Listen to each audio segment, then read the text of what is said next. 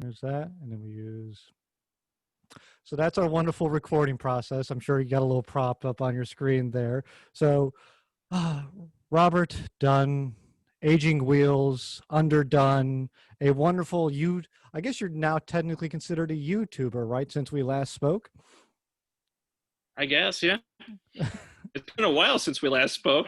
I know it has been. Well, the life has gone up with me fairly significantly, which has been unfortunate. But now we're back to doing the whole, uh, and we're on the YouTube thing too, and we're doing the podcast thing, and it has just been, it's it's like a safe space, I guess is the best way to put it. It's a familiar place, like a warm blanket of getting It's a back into retreat. this. Exactly. I'm still trying to get back into my cadence of, because I'm not used to seeing myself. That's the weirdest thing coming over top of it's this normally. I can close my eyes in the past and just listen to things. Listen to your dulcet tones. So for those who may not know what you do, so you do two YouTube things, I Hmm. guess. How do you put them? Channels is the word I'm looking for. Yeah. One is woodworking related, and one Hmm. is automotive related. And very particularly, you have, since we last spoke, moved much, much further into the weird car realm than I think you Yeah. started off in. So, first question, I guess, is why did you get so weird so fast? You know, years ago, Doug DeMuro asked me that question, and he asked it on video. He was doing a little interview thing, Hmm. and I told him the answer was that it's like being addicted to drugs. Weird cars is like my heroin or cocaine or my hard drug. Yeah. And he cut that out of his video. Weird. I wonder why. But it's because I feel the same thing. So I think we're both tangentially on the we're not weird car sent like Twitter core, but we're Hmm. both very much in that ecosystem. And I don't know what it is about like the longer you are into something, I think the more you can appreciate kind of the flaws and kind of the, Yeah. it's like what is the word, the jazz, like the improvised jazz. It's the notes that aren't there that you have to listen for. Yeah. I think that's kind of the weird car Twitter. It's the horsepower that isn't there that you have to look for. I So just I just keep looking for things that are entertaining to me, and for me, entertaining means it's broken in some way or badly designed, or mm, just needs to be interesting. yeah, well, like let's talk about, as far as I know, your latest purchase, the Reliant Robin you got. Like you managed to find the only third gen version of that in probably the United States. Yes. So, how do these things come to you? Well, that Especially. one legitimately just came to me because there's a guy I know in Tennessee, and I don't know how he found out about it, if someone contacted him, but he had his fun with it, and he just decided he wanted to sell it, but he wanted to see it go to me. He actually badgered me for about a month about this car, and I ended up taking it, of course. Mhm. Well, you're a great place for things to go to because they're going to end up on the internet for Yeah. all to see for all time, hopefully, and B, it'll be well taken care of. Because even the cars you get that maybe are undeserving of a little love, you're almost like a car rescue. Like A little bit. there's people who take care of sick cats. Like, well, that's little Grover. He's got a bladder infection and he's deaf in both ears and can only see out of one eye, and he's got 2.5 legs, but he deserves a good home. And much like that, you're like, well, that's a Wego, and that's basically just repeating myself. So it deserves a good home. So I mean, smart cars. You've had a Gen 1 smart car. Have a Trabant. You have all these weird, wonderful cars to the Mhm. point where one of my other favorite YouTubers, Mr. Technological Connections, brought his car to you specifically to do maintenance, which is just fantastic, I think. Yeah, So, I mean, he just brought that car to me because he thought I needed content, but I don't know. I do a slow job with mechanic work, but I like to take my time. the word is thorough. You Yeah, don't say slow, you sure. say thorough.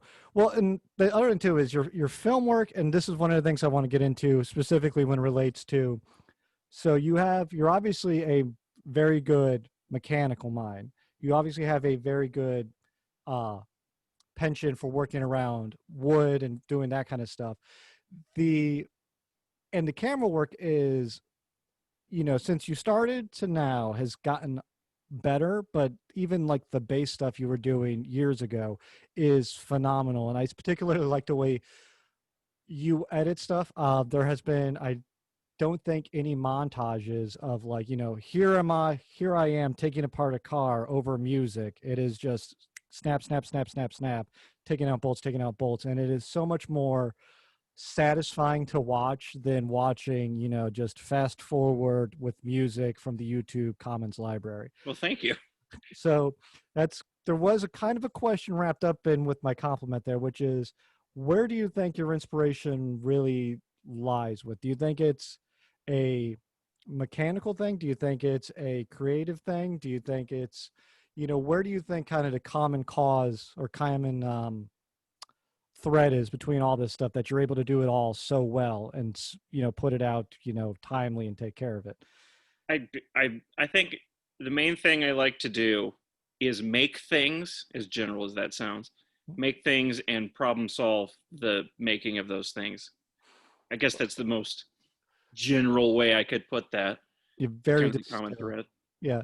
Well, it makes sense. It's a very human, we're getting very deep on this very quickly on this show. It's a very human thing to, create and, build up and, move on. And it's just it's a delight to watch you every, video come out and put out good content, whether it's the woodworking stuff or the mechanical stuff. And I kind of want to touch, I know car podcast, but I kind of want to go off into the woodworking aspect because there's not a lot of commonality between, I know a lot of mechanical minded people who like watching woodworking stuff, myself included. But if you ask me to build something with, dead tree carcass, it's not going to work out so well.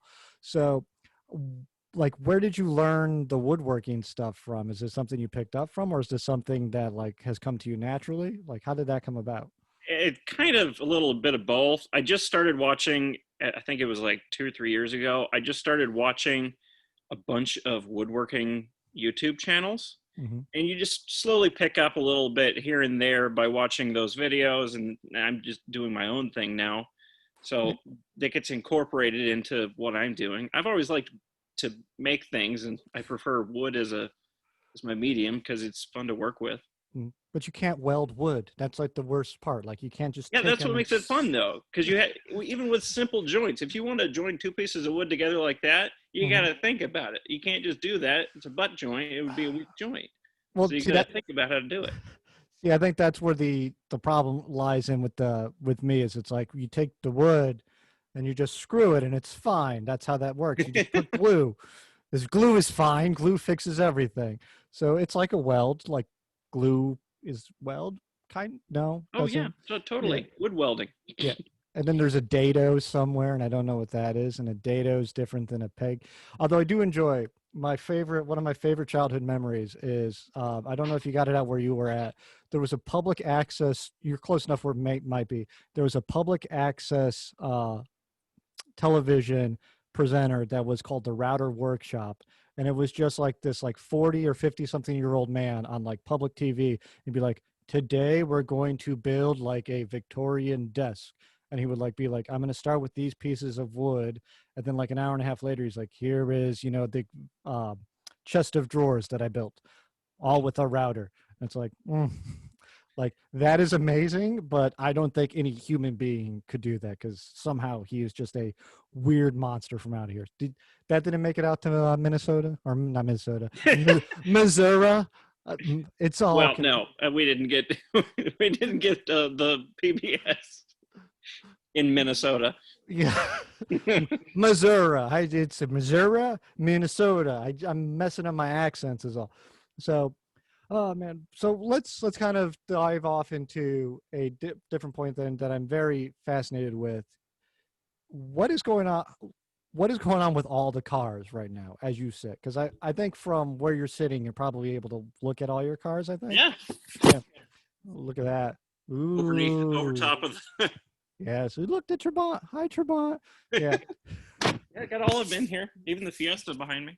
Oh yes. Oh, the Fiesta. We can talk about the Fiesta for a little bit because I have things. I have stories.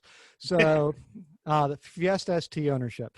Um, so what's going on? So what's going on with the Trabant? Is it still as broken as ever? The Trabant is fine. There's nothing wrong with it right now except it pops out of reverse gear, but that's a problem that I created. I'll live with. Mm, The smart car is unlicensed, but otherwise fine. The air mhm, conditioning doesn't work. The Wego has a dead battery pack, and the Robin is, as far as I know, fine. mm. The Fiesta. The Fiesta has a flat tire. It's got some holes in the one of the sidewalls, so it's just been sitting there for like 3 weeks. Mm. So we have a similarity in our Fiesta problem because my Fiesta also recently experienced a flat tire, which Oh was awesome. I see you still have the original stock rims on yours, right? no, they're stock spec, but they're like the third set of rims. Uh, yes, I believe we talked about this last time we had it. You bought like some sort of dealer package and they kept Yeah. having to replace them. Yep. So you were probably my inspiration for this and I forgot about it then. I went out after losing 4 tires in one winter in DC.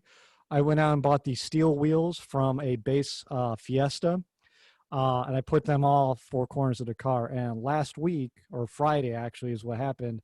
A power takeoff what is it, unibearing or unijoint, whatever it's called, on the axle. Oh, universal joint. Yes, thank you. That's the word. Fell off. And my car, like it fell off, went under a guy in a big old lifted Jeep. And then it hit the back of it hit the front passenger side of my car and put a big old dent into that sucker and blew How the did that? tire out. How does something like that fall off? Was it an active part of the vehicle, or was it just sitting on a truck bed somewhere?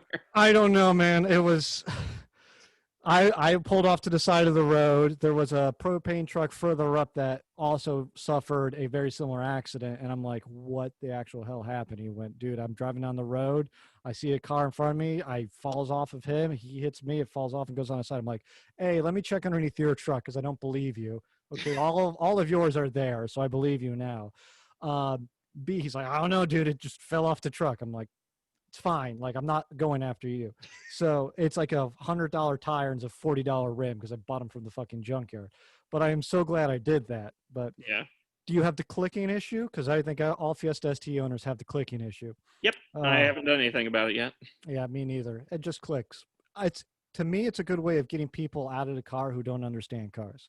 So My favorite is when it clicks when you're not in the car after you've gotten out of it, and it just starts hitting the driveway after a while. mhm. Yeah. Yeah, it's awesome.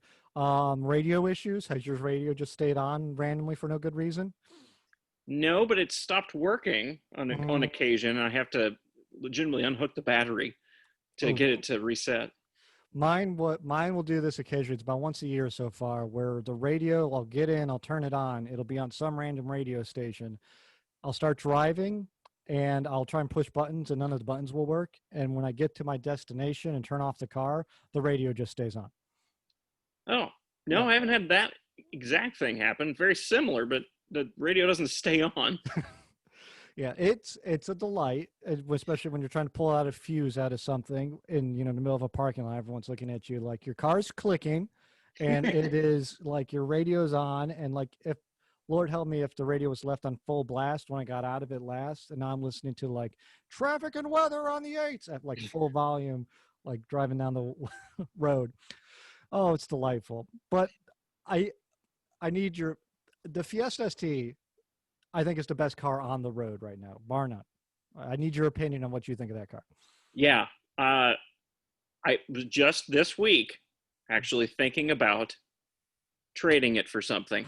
But yes, yeah, I think it is. I've had that thought about like 10 or 15 times a year just because car guy. I'm like, ooh, I see a car over there I like.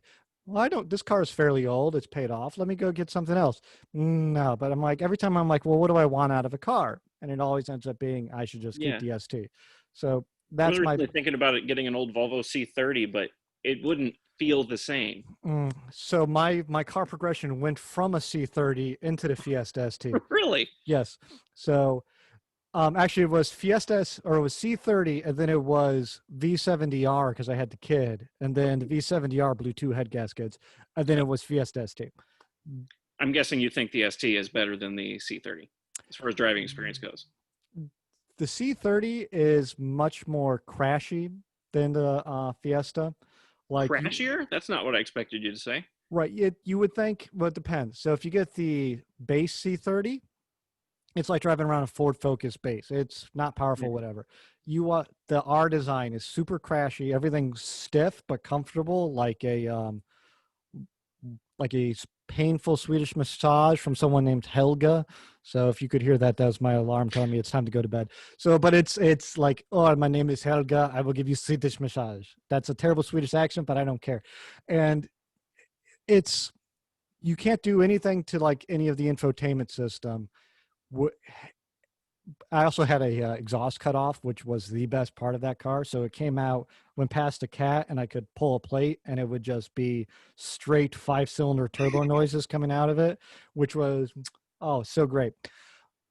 But and I love that car. I went to the C30 meet. I had the C30 shirt on earlier before I got covered in oil, like my like C30 like Conquer the Dragon thing.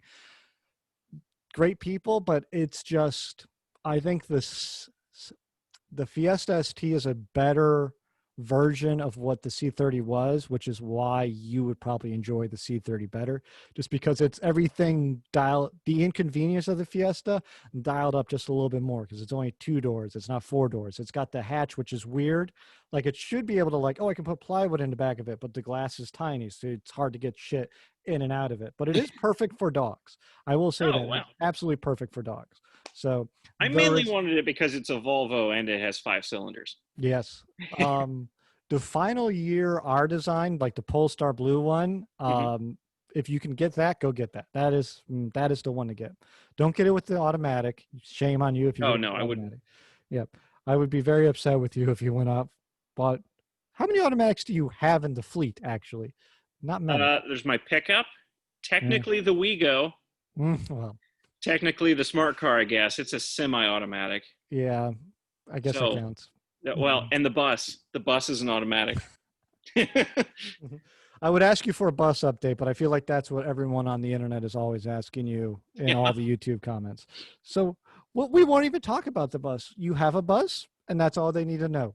If you want to know more, you need to go to the YouTube and you need to type in aging wheels and bus, and you can follow along. Because It'll be a winter project. I've got a bunch of other stuff I want to do. yeah, exactly. So, so the other thing too is since we're going talking about the bus, that's probably the biggest project you've undertaken, right? Oh yeah, for Mhm. sure. So, out of all the projects you've done, what do you think has been like the?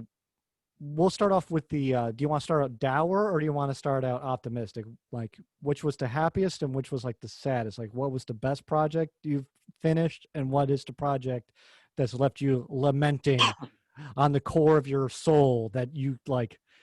Even the thought of it, you try and expel it out of yourself. Like, what is the worst project and what is the best project you've done? I think the best project is easily the Trabant engine rebuild Mm, because I had a lot of fun doing that, and yeah, it's a simple engine, so there wasn't a heck of a lot I could screw up in there. So it was yeah. very satisfying when I got it all done and back together. And I had the Mhm. whole thing apart, so I'm now very familiar with the car, and it works great. Mhm. So that was pretty satisfying. I did enjoy that series. It was very good, especially like all the weird East German goodness with that thing. So, although I was expecting more asbestos, I have to admit. So, I was expecting more of anything. It was a very simple engine. yeah. How can like 8 things go so terribly wrong? I Like, know that I still got the old rotary valves over there. Just I don't know how those grooves form in it. If they got gravel into the carburetor or what. I think you need a shadow box and frame those things, and you need to create like a wall of shame, like shameful engineering. I think I Like, have something. No, I don't. I just got a clutch over here.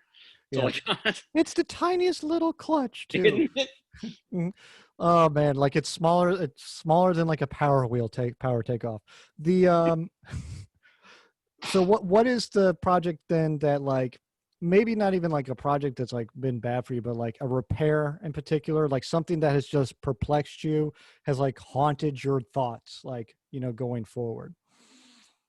I wouldn't say it necessarily haunted me, but Mm, the rebuild that I did with that old Saab that I had, I Mm, I was not happy with the end results of that. I rushed it, yeah. and I didn't know what I was doing, and I didn't take time to understand the inner workings. I never approached it as a full rebuild, but I was so deep into the engine that I just should have done a full rebuild with it. And then I left a lot of things as hack jobs, and it's someone else's problem now. Yeah.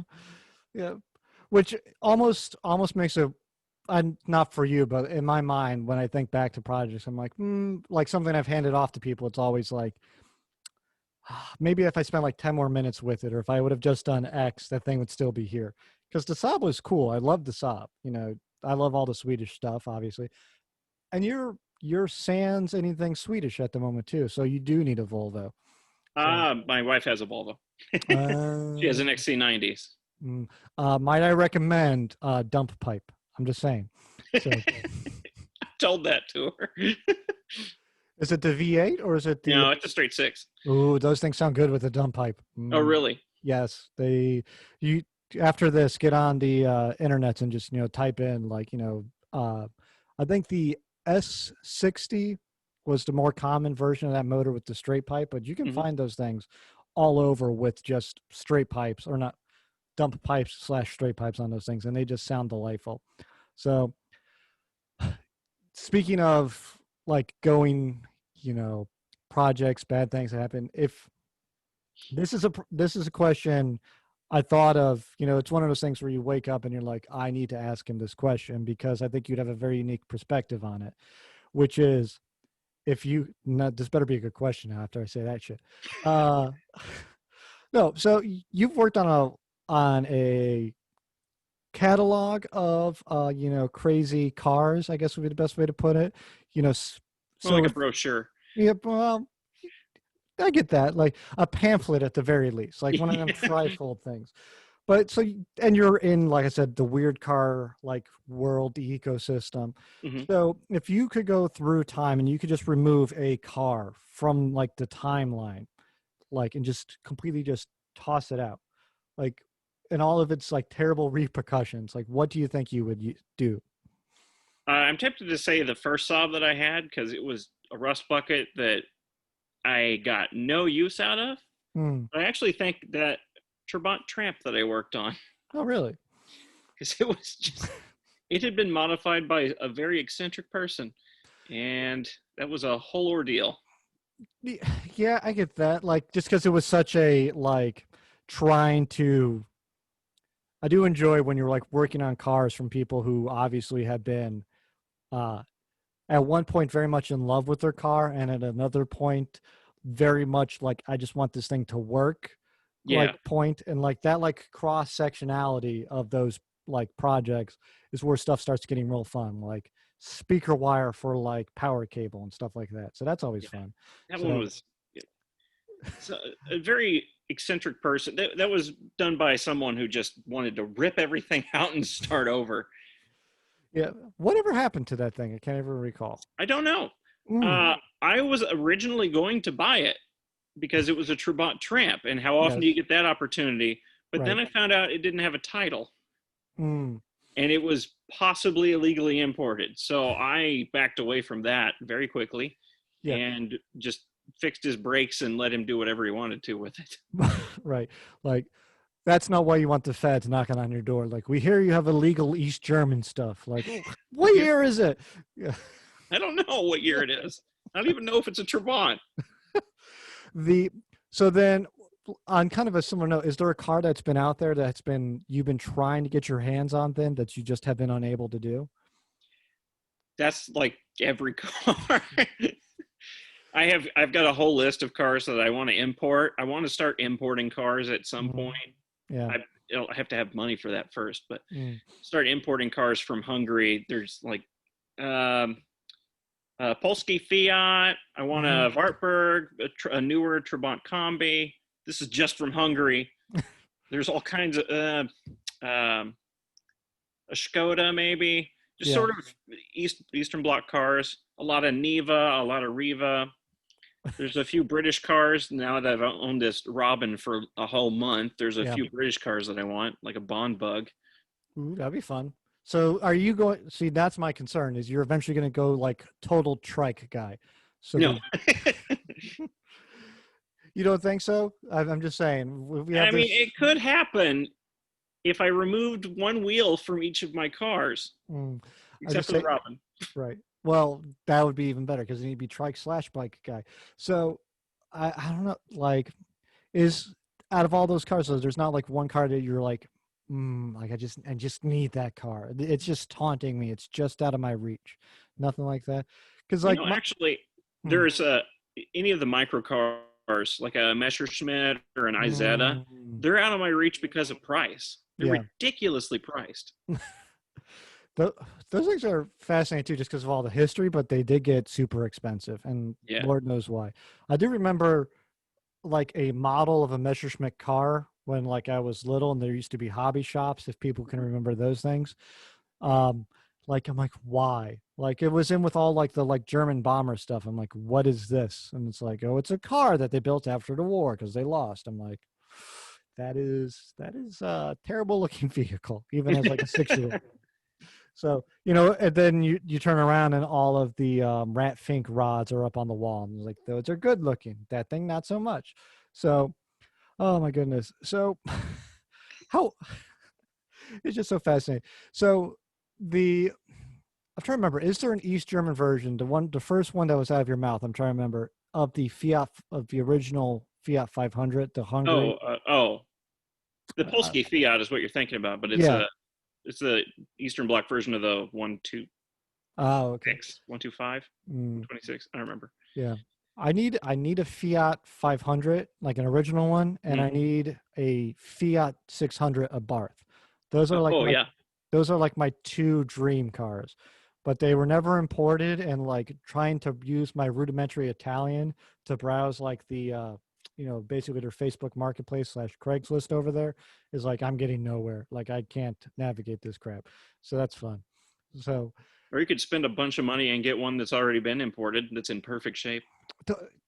it's hard to find a Fiat 600 Abarth just because Yeah. of cost and who else is that crazy? Yeah. Like it's me, it's you, and maybe like three other people in this country could be like, yeah, I want one of those. So, I mean, that's the other thing too is the great thing about this community is there is so little cross sectionality with like, you're not going to go out like if you went out and bought a Mustang, I'd be Oh like man. something's wrong. Yeah. Like like we need to have an intervention. Like this is a cry for help. Like uh although I could weirdly see you in a C8 Corvette. I don't know why. Hmm. I don't know about owning one, but I would drive one for a while. Yeah, I mean, ooh, no, I had a thought and it went like straight through there. So the caffeine's wearing off. I don't know if it can be told. It's a little late here, recording a little later, a little different day than normal. So I apologize if I'm a little bit more scatterbrained than normal. When I look down, I'm looking at my little notepad here.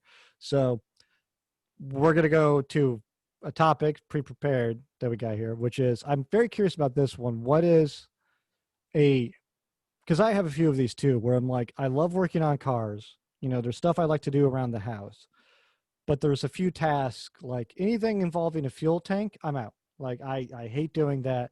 That is just like jab me in with needles kind of thing. What task is like that for you? Like what is like, oh, I just don't want to do that. Anything to do with wiring is just awful to diagnose because I know I'm going to be digging in some sort of horrible to reach spot of the car and Mm, I'm going to be tracing some invisible pixie magic that's making things not work. yep. That is I diagnosing wires is bad. Although working on an '80s car at the moment, the Fiero, I'm Mm-hmm. trying to diagnose a vacuum problem, and that has just Oh, been the worst thing on the planet. And I just broke down today. The starter fluid's coming tomorrow, and I'm just going to spray that sucker and try and figure out where that leak is coming from. I've only done that one time. I wish it was only one time. This is the third engine in this car, and this is the third time I'm just like, I'm I'm gonna go buy starter fluid. Like I'm gonna go. That is the best thing that's come out of this whole COVID thing, though, is all the auto parts stores near me is like, if you order something, before this time, we'll like force one of our poor store employees to drive it to your house and just like drop it off. You Like have the next, delivery from your auto parts store? yeah, Advance Auto and AutoZone, but Advance Auto, because they're more consistent, is the one I normally use. And it's literally, if you order before 3 o'clock, some schlub in like an Advance Auto parts store comes up and goes like, "Hey, I got you your electrical tape," and it's like, "Thanks, like that was worth my time." And then he gets back in the car and drives away. So it's awesome. It's the best thing. Like, yes, the world is on fire. It has been an awful, awful year. It still feels like it's March to me. Like everyone's like, "Oh man, Halloween's coming." I'm like, when did we leave March? Like, I don't know what the heck's going on. I've been like stuck in doing nothing. Well, actually, that's not true. I've been working on my car, but the and then doing a lot of other random family crap I got to do. But anyway, that's regardless and besides the point. So no one's here to listen to me. They're here to listen to you, which is, I'm very curious. How have you been doing? How have you been holding up with all of the, world being on fire going on this year? Well, truthfully, not much has changed for me because I was Mm. already staying inside the whole time. I my availability of parts has only been slightly stunted, and that was Mhm. when Amazon reduced their delivery days to like a week. Yeah. I guess that would be increasing.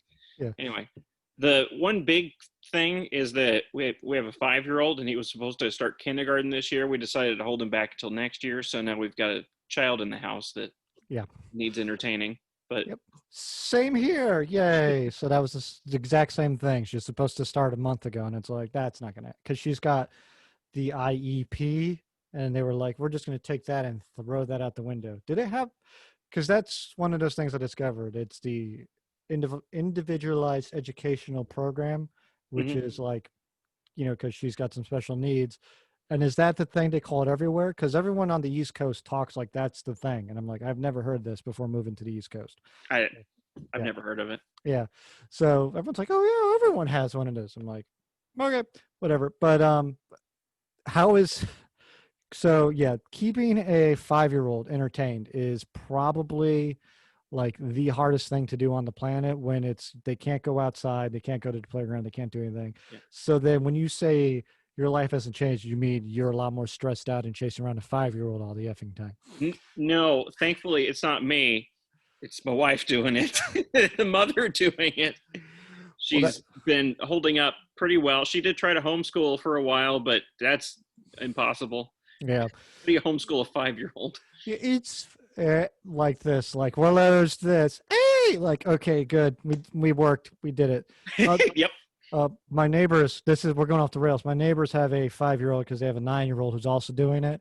And it's like, she was explaining to me, like, they have the Zoom classes, kind of like we're doing right now, but it's like 30 kids and it's like all kindergartners. And it's like, how does anything get done? And it's like, nothing gets done.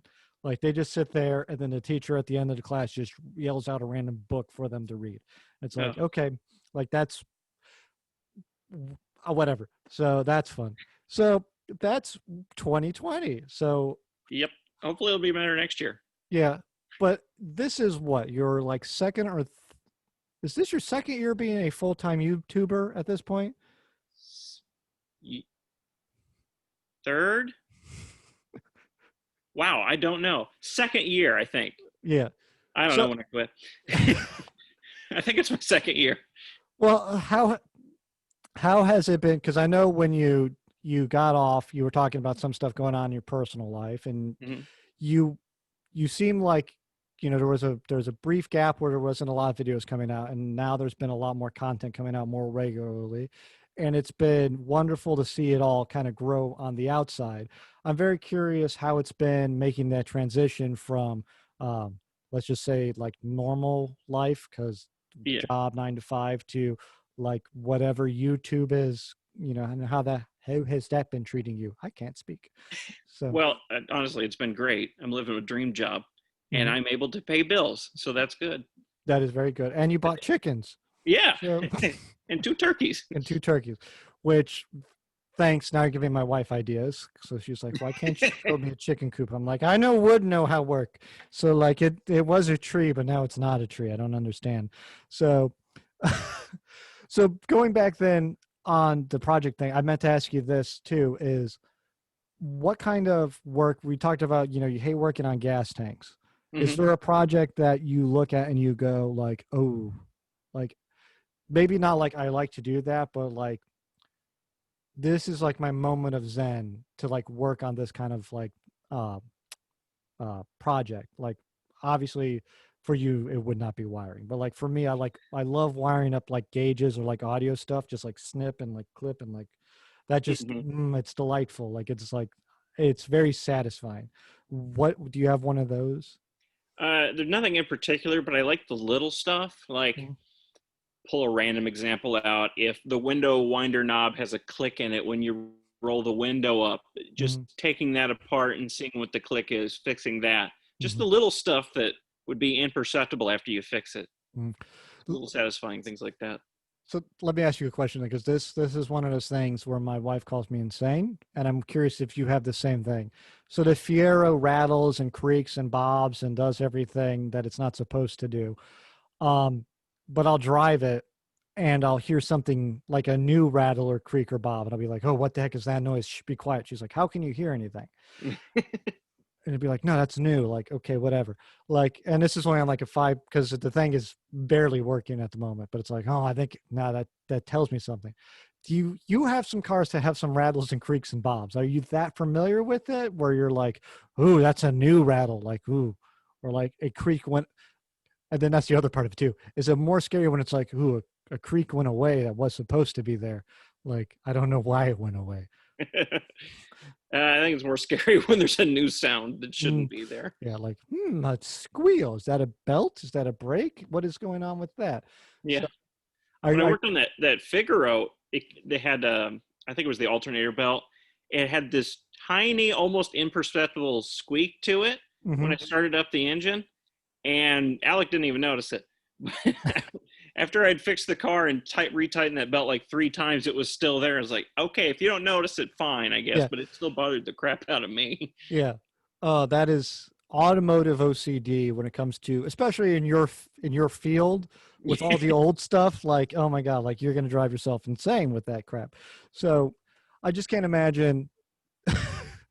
See, like I got my new project is I got an '86 Ford Ranger, and Ooh. it's a rust bucket. One owner though, which is awesome. Oh. Yeah. It was parked under a tree and it was left to die. But it ran and parked on my lot. It's the most out of time motor I've ever seen. It was probably like 90 to like 110 degrees out of time. The belt Oh my slipped god. and it still ran and it was fine. And to the point where I put the new belt on it, and this was me earlier today. I put the new belt on it. I got the tensioner all set up. I went inside to like start it, and it wasn't running. I'm like, this thing has probably been like modified so much to get it to run with like running with like 110 degrees out of time that it's just not going to work for me, and I got to go check everything now again. So that's gonna be Redo the great. whole thing. Yeah, basically, which yay, which don't tell the wife because she thinks it's a working car right now. So there's that. So that's fun. Has there been a project you've had to hide from the significant other? Has there been something so crazy? No, I don't hide anything. You lucky, lucky man. No, No, not I even. mean, I asked her for advice on should I buy this car, and the most recent thing she approved was a little three-wheeled Chinese truck thing that's in Kansas City for $500. How does this weird stuff keep ending up in the Midwest? Like that's I the don't know how it keeps ending up in the Midwest, but I keep getting emails about this stuff. well, that's also kind of the benefit of being where you're at. I think Yeah, is you're in like the center point of the USA. That's so that helps. So you can drive anywhere, and yeah, you may not be the closest, but it's never going to be the longest trip for you. right. It's not going to be entirely across the country. Right. And then the other aspect of that too is if someone dies somewhere and they have a random Hungarian car from like the Soviet era, they're gonna be like, well, who's the closest person who wants one of these? Like, oh, this guy's got a YouTube, and that's probably the guy because there's like 8 of them in the Midwest. So I just got an email from an 11-year-old boy in England who tried to sell me his grandparents' '88 Trabant Combi. So you said yes, as long as you pay for shipping. Like, I mean, that's how that works, right? I didn't. I had no. I haven't replied to this guy. I don't know how to reply to this email. For an 11-year-old, he was very articulate. Yeah, it's probably some guy back behind there, like, how do we make sure that he actually reads it? Like, well, that way we can be like, oh no, it was my 11-year-old who sent it, not me, I swear. Like, but we'll still send it to you if you want it that bad. So it would just be, Car fishing. yeah. If you had all the money in the world, that's what you would do, right? Is you would go out and you would find these weird random things, and you'd be like, Oh yeah, now this belongs to me. Do I you, would be like the terrible car version of Hoovies. right? Which he was supposed to be the terrible car version of himself, and somehow he's turned into like, I have two Lamborghinis now. I'm like, how? Eh, Hmm. Weirdly, supposedly, I know he used to listen to this. So if you're listening, buy more worse cars. So there's that aspect of this. So you heard me, Tyler. Although I don't think he drives as much as he used to going on with that. So, but if again, money was no object, and you go out, if I was Jeff Bezos and I went, I like your YouTube channel, I like what you're doing, I'm gonna buy a series from you to put on my Amazon Prime because that's what he does. But you only get one car to work on this series for. What car are you going to use for that? one car. Oh, You only get one. You get one project. I will limit it to projects, so you can put it in project form. Pitch to me your project, sir. So the dead air is not good for the podcasting, so I'm just going to sit here and vamp for a moment and say I do believe that I would make if it's a project here yes. we're talking about, I would make an amphibious vehicle. Hmm. Out What I of would use as the what? base, I believe, maybe an older pickup, maybe a Ranger. Hmm. But if we're talking unlimited money here, I would move the engine into the middle so it'd be better weight balance for a boat. I think I would make an amphibious car, Yeah. maybe an amphibious pontoon. And then sail the ocean blue in your pontoon Ranger mobile thing. Or at least a lake. Yeah, I get that. Well, that's all. That's the fun stuff. Is that's very Top Gear challenge though. And I own Amazon, and then we by happenstance now I own Britain, which means I own the BBC. So now I'm suing you, and you're out of business. You're done. So that's how that works, right? That's how corporate Yeah. Oh yeah. America. So, That's how corporate America works. I'm 90% sure. in a condensed timeline, yeah. I didn't like that. Like I like channeled Bezos for a moment. It was very disturbing. So, but is there a car that you would go out and you're like, I need that car. Like I need that and only that, and I need that in my life. Like, is there something so weird? Like I know we talked about the Messerschmitt going on there. Like, is there something that's like unobtainium that you're like, if I had all the money in the world, I would just go out and I would just snatch it up and put it in my little shop and I would work on it instead of the bus. I don't know about it's so weird, but there's a few cars that I think I mentioned this in the last podcast. My ultimate dream car is a Caterham. Maybe more of a Morgan three-wheeler at this point. I don't know. Uh, we got. I'm 90% sure that in the next 5 years you will have a Morgan three-wheeler. I'm going to go with that. I'm gonna put money down on that. They're kind of expensive, but it's not impossible. Well, they're kind of expensive, but there was enough imported, I think, to the U.S. that people are going to start ditching them because I know there's at least two car reviewers I know of, both named Alex, who have one. So, and they're probably going to eventually get rid of them. I mean, it's not a vehicle that's practical forever. Like as soon as you have like, and it, one of them works in New York, so he's got to ditch it if he ever has kids. Wait, didn't he just have a kid? I can't keep track of myself anymore. The world, 2020's just messed up my brain. Are you So talking about Alex Goy and Alex Roy? Alex Roy? I couldn't remember Yeah. the other one's name. Yeah, Yeah. it's Goy and Roy. That's how I remember it. So, yeah, Roy is in New York, and I think he just had a kid, and he doesn't have much space, so he might have to get rid of his. So, He doesn't have much space and he's in New York. Weird. yeah, no, isn't that a strange thing? So maybe you could just offer for him to store it at your place. Oh, yeah. I'm sure that would be convenient for him in Missouri. Yeah, just fly halfway across. But see, that's the thing. You're in the middle. So if Yeah. he's in New York or if he's in LA, you're right there in the middle, and he can just come pick it up. So There's actually a place in St. Louis called the St. Louis Car Museum, and I looked it up on Google Maps, and I thought, oh, well, I'm going to go see this place. So I mhm. walked in. It turns out it's not a museum at all. It's just the name of his place. It's a climate controlled car storage unit. Huh. This guy has this whole collection of very interesting cars. That when I was there was a local motors rally fighter, and there was a Ooh. Tesla, an original Tesla Roadster, and stuff like that. And his whole business model is other people pay him to store their cars there, but eventually they forget about him or get tired of him and then sell them to him. There's a very similar. I know there's a couple of things like I know there's one in Chicago and one in New York where it's like it's a warehouse. You put your cars here, we take care of them. I think Matt Farah just opened up something like that in Mm-hmm. L.A. too. So I mean, it's a good business model. Like I don't know why I didn't think of it, or probably because of all the lack of startup capital. That Yeah. could be an issue. But it seems like a perfect idea. I just don't. I couldn't imagine being that far away from my cars because I know you have the Yeah. separate workspace, but it's like basically on your property, right? It's like 100 feet from my house. Right. So it's like you don't ever have to like wake up in the middle of the night and go, "Oh, my cars! I want to go give them a hug." Like, am I the only one who does that? Get up in the middle of the night, go down and just give the Fiesta a little hug. Like they're there. It'll be okay. I mean, I don't, but I won't judge you.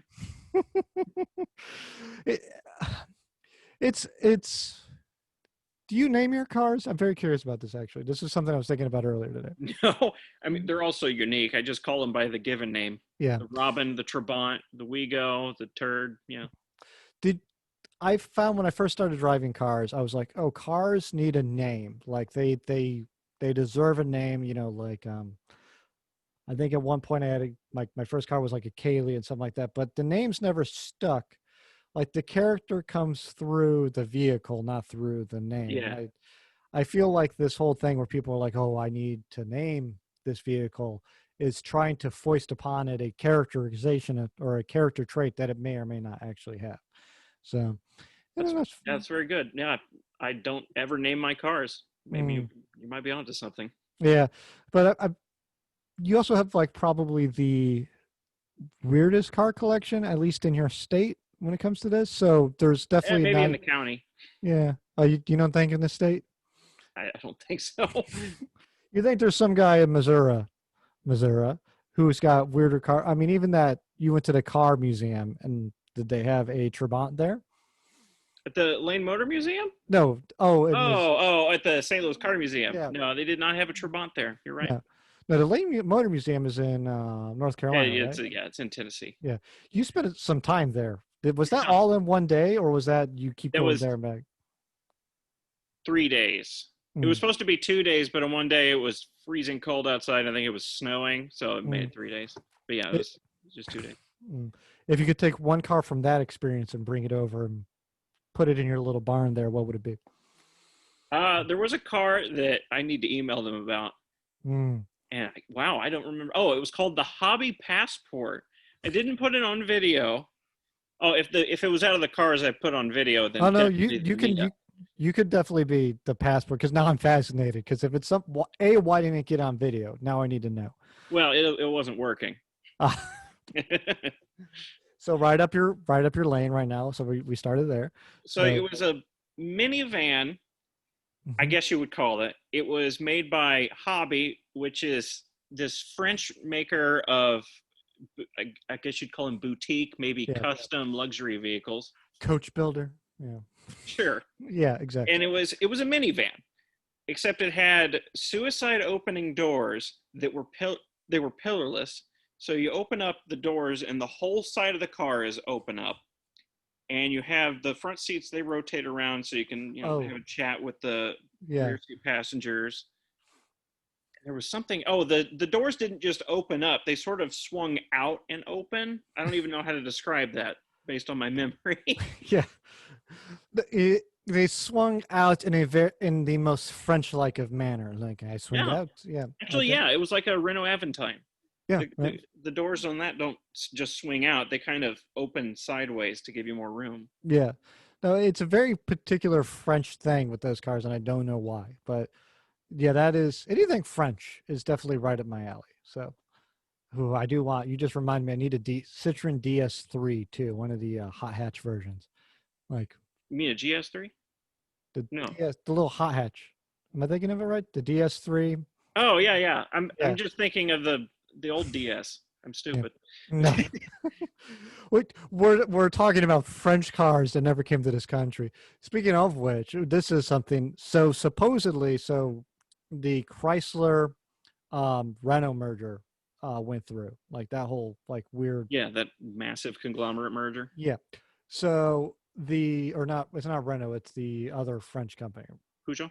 Yes. So Chrysler, Peugeot, Fiat, weird thing going on.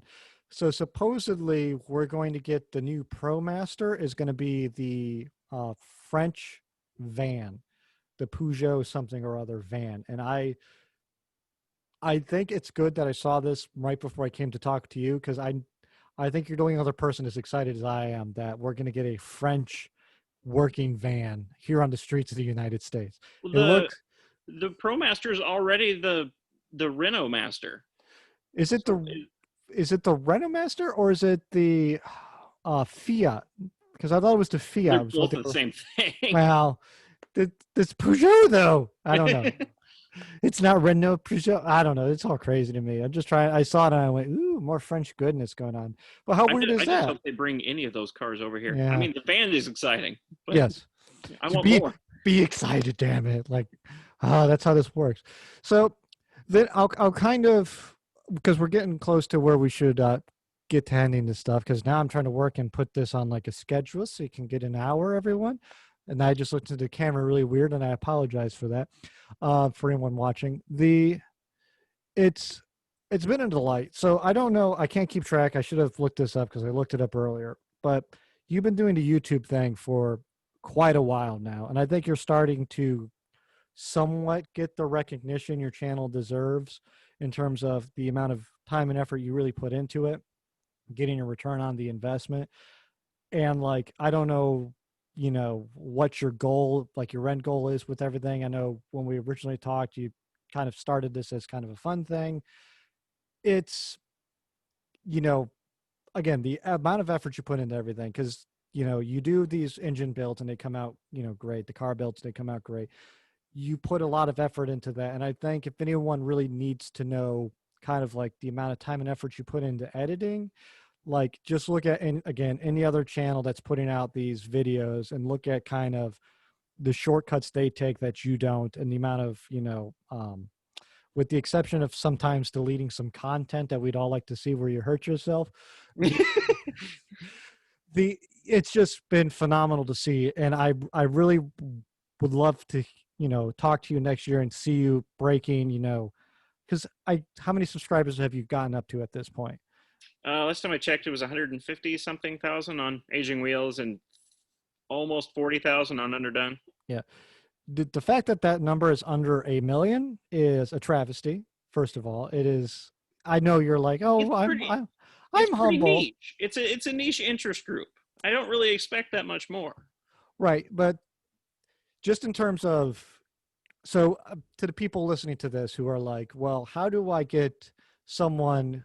Because if they're listening to this, they're probably interested in your stuff because this is Weird Car Nexus. But if we're trying to drag in more people into our little like subculture here. So we're going to drag them in any way we can. And I think one of the interesting ways we can drag them into this part of the weird car culture / woodworking stuff is just to be like, look at how the editing's done. Like, go find the people who are the camera nerds, who are the editing nerds, and be like, filmmaking nerds. Not to use nerds as derogatory, but that's the best way. Geek, whatever word, enthusiast. That's the word I'm looking Yeah, there for. we go. And just be like, just watch this for a while, because I've gotten a few of my friends who have no interest in cars, and it's like, just watch it, just look at how he does it and look at the editing, and they're like, this is very interesting the way he does it. And then it's like, Glad to hear that. yeah, then you go off and you look at, well, particularly like the amount of time and effort it takes.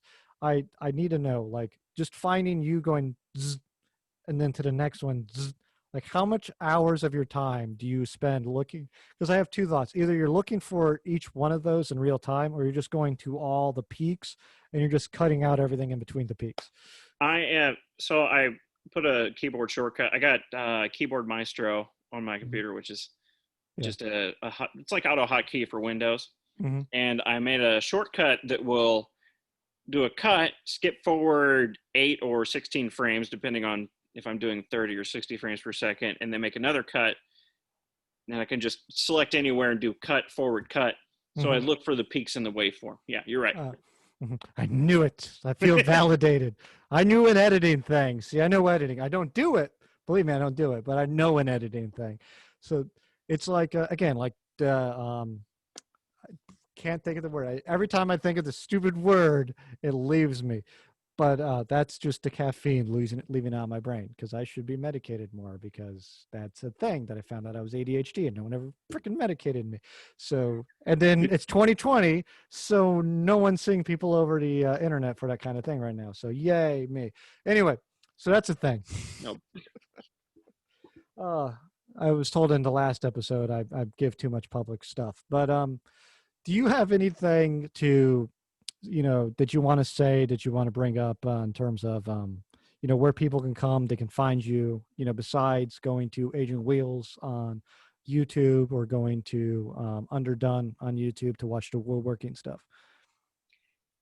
to find me, those are the best two places. I do have Twitter. I use it sometimes. I also have Instagram. I basically don't use it at all. I Hmm. do get occasional fan messages through Instagram, which is Yeah. nice, but I basically don't use Instagram at all outside of that. Yeah. The one of the things too is what tool are you most in need of right now with woodworking? Because I'm very curious because you've gotten quite the collection now going. So Am I most in need of? The table saw was a big one. I'm going to start pretty soon making a miter saw station and a router lift. After that, I don't have a jointer. It'd be real nice if I had a jointer. mm, yes, so we need to harass Ryobi until they sponsor you and give you a jointer. I think that's what that comes down to. That's a good idea. Ryobi doesn't make a jointer, but Ah, I don't know tools either, apparently. So who is the ultimate woodworker's like goal person? Because there's there might be a Lamborghini or a Ferrari, but like that tier of like woodworking tools. uh, Festool maybe. Mm. Festool's a German company. They make some extraordinarily expensive, but I hear they're high quality tools. I was going to say that sounds very vaguely German just because it's like best tool. Like what Yeah. else do you need to know about it is best tool. So das is good. The is there a woodworker? I'm very curious now. What I know you brought him up earlier. Is there a woodworker that you would like to do woodworkers do collabs? I don't know how that works. I know you can like I haven't seen draw. much of that. It's kind Hmm. of hard to do because I mean you're both working on your own projects. How do you commingle that? Yeah. Well, like it's not like because you can deliver a car to another YouTuber. Like that's how that works. Like car to other car guy, that works. Or deliver him a table, like you did to Mr. Freddie down there in Florida, Yeah. which that was a fun thing too. Those things are built solid too. I mean, well, honestly, so the little place, so this is the off-topic section here. So we're gonna end this here in a minute. So if you're still hanging on, you get the behind-the-scene thing. So my wonderful studio back here with my wood thing that everyone is watching right now. I need more tables, so I'm gonna be putting stuff. And I think what I'm gonna do is I'm gonna go back and I'm gonna find your little table example because I think this would work out perfectly down here, honestly, because they're on casters too, if I remember correctly. The ones I put in. Freddie shop. Oh yeah. Mm-hmm. The big workbenches are not on casters, but they're very heavy duty. Mm. I need casters. I'll throw casters on the bottom. You can't stop me. That's not how this works. Well, I think that's what we're going to end it for today with a vague threat of caster death. So, uh, Robert, it's been a delight talking to you. It always is. We need to do it more often. I need to, when I get the car up and running and the world's no longer on fire, I want to get driving out and hang out in the Midwest at some point. Yeah, So, absolutely. so that's going to be a thing that needs to happen. You're going to drive the Robin and the Trabant if you do that. Hmm. Which one is more dangerous, though, the Fiero or the Robin? Hmm. Isn't the Fiero, for its time period, a fairly safe car? It was, except for the fires. Oh, well, Yeah. Also, fires notwithstanding. Also, I put this one back together, so there's that aspect of it. So Oh, okay. So maybe the Fiero is a little more dangerous. yes. So, and to that point, if people haven't seen it, go watch the Robin video. Any final words? I'll give you the last ones here. The last words. Mm-hmm. Those All are my right. last words. I didn't All have right. anything to say. All right, everyone. Then I'm going to say good night, good evening, wherever you are, whatever time it is there. Thanks so much for listening. Be safe. Adios.